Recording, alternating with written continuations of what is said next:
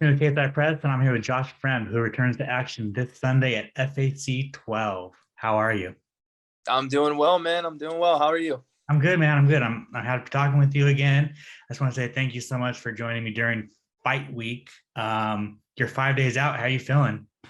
Uh, I feel like a well-oiled machine right now. I'm hydrated. I have a full stomach, and I'm very close to weight. So all things are good to go.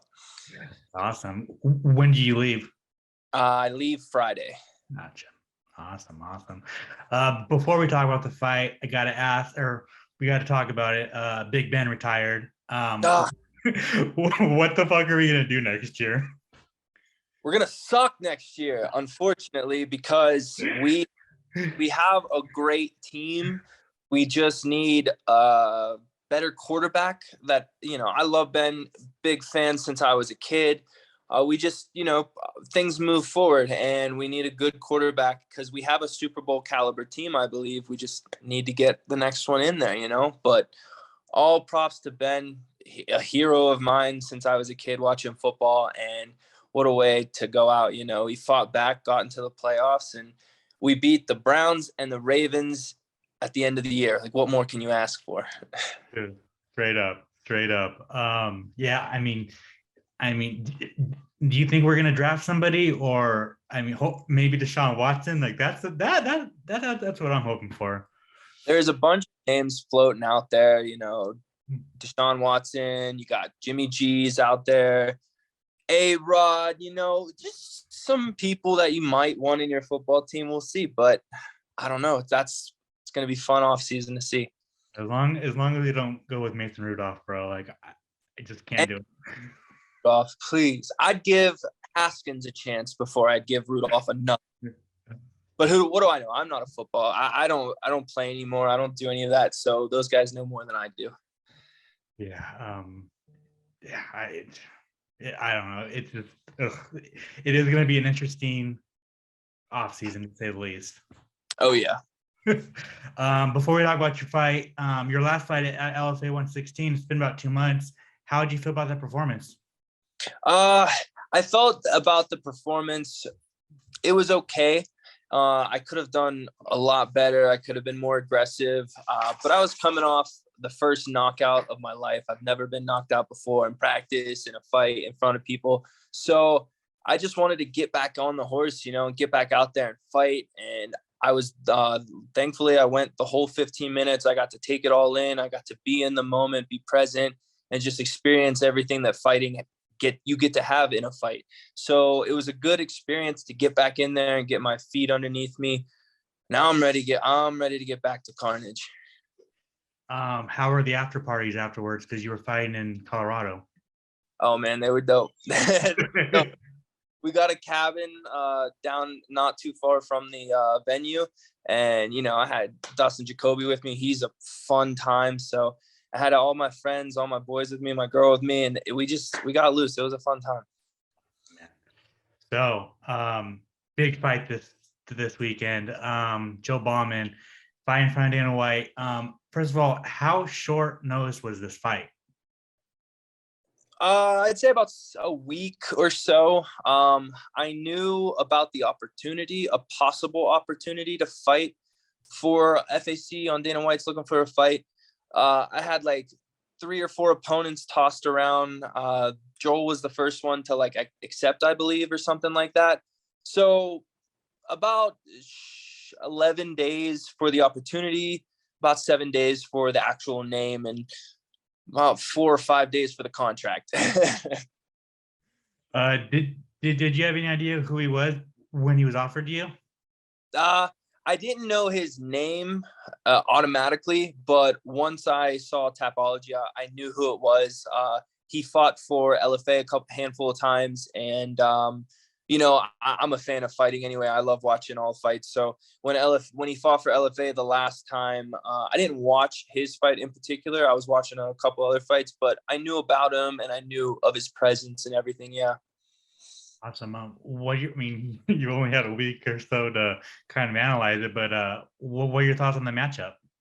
I think it's a good matchup. I'm not going to get any layup matchups. That's just how this game goes. And I'm going to fight tough guys every time I go out. And Joel is another tough guy. He presents a different type of problem for me. My last fight was Hanato, and he was a Brazilian black belt, and that was my worry on the ground. We got a Division I wrestler here now, and I'm excited to go out and test my mettle against this guy. Awesome, man. How do you see the fight going, and do you have a prediction? I see myself winning by knockout in a very brutal fashion. Fighting in front of Dana White, and I believe, and I'm pretty sure a lot of other people, you're on the very short list to get signed to the UFC, whether or not you were fighting in front of Dana or not. If you win, are you getting that contract? Yeah, I'm not leaving Kansas. If I win and get my head raised, I'm not leaving Kansas City, and Dana is not leaving Cable Donner Arena without agreeing to give me a contract, because this is something that I've been working for since I was in high school, since I was a junior high kid. I've always dreamt about fighting for the UFC, fighting in front of Dana White. I'm not putting too much pressure on myself to fight in front of him right now, because I know that eventually that's going to be my job. But if I win and I do it the way I plan on doing it, no, he's not leaving there without signing me. Is there some pre-fight nerves going into this fight because you're fighting in front of Dana White? No, I have got those all out of the way. I did all my nervous thinking. I did all my self-doubt a couple days ago. That's out the window now. Right now, all I'm thinking about is I'm getting in a fight on Sunday night, and that's all I've ever wanted to do. I just want to get paid to fight someone in front of a large crowd, regardless of where it is, who's watching. As long as I'm out there and I'm able to compete and do what I love, I'm going to have a fun night. And I guess the thing about this is Dana White and the Nelk Boys. Do you know who they are? Yes, and believe me, if I do what I'm supposed to do, they're not leaving without signing me as well, because I think I would fit the mold perfectly. Ask anyone who parties with me. I get down. That's awesome. I mean, what's your opinion on Dana White kind of, I don't know if he's promoting them, but like he's, always doing interviews with them, and now he's bringing these guys on his show. Like, what's your opinion on that?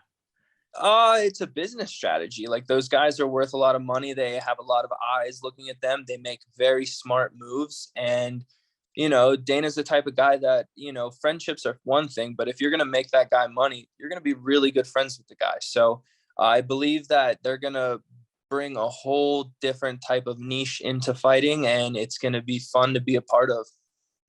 Yeah. I mean, they're bringing this big social media audience, and I mean, there is one idea that, like, that's a whole lot of eyes that have never watched mixed martial arts that they're bringing in with it, right? And more eyes on the sport means more money, more eyes, more everything, right? Yeah. That's awesome, man. Yeah, that's it. I am excited for you. What do you want your 2020, the rest of your 2022 to look like? I want to win, and I want to fight in the UFC in 2022, before the snow's gone. Fast, I want to get there. My job. That's awesome, man. Awesome. Well, I don't want to take up too much of your time during fight week, man. Just want to say thank you so much for giving me some of your time. If you want to plug your social media, plug your sponsors, the floor is yours. No problem. Hey, I appreciate you reaching out and doing this with me, man. I couldn't have anything without you as well. I want to give a huge shout out to Eddie Holmes and Armina Stone. Big sponsors of mine, been with me since the beginning. Blazy Susan, On the Mark Investments. Love you guys. You can check me out on Instagram at Josh Fremd MMA.